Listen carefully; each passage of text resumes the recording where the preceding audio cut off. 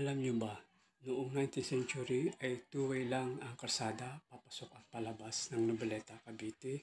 At sa panahong ito ay walang traffic at madadaanan mo sa iyong tanawin ang mga palasdaan at asinan at maging ang tambakan nito na kung tawagin ay Kamali. Pati na rin ang mga dinadayong mga taga-ibang lugar ang mga beach resort dito tulad ng Lady Beach, Villamar at ang Long Beach. At mula dito sa Noveleta ay nilalakad ko lamang ito patungo papunta sa Cavite City.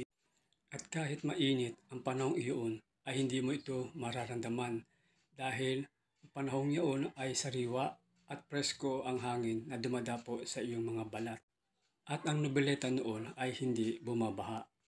At sa panahon ng bagyo ay maraming prutas dito na iyong madadaanan. Ang dami namin pinupulot dito ng mga prutas.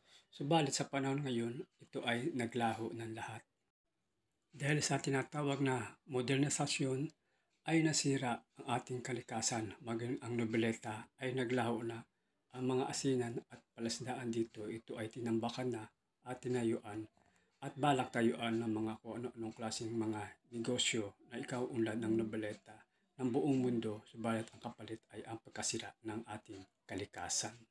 Nakakalungkot ang lahat ng ito.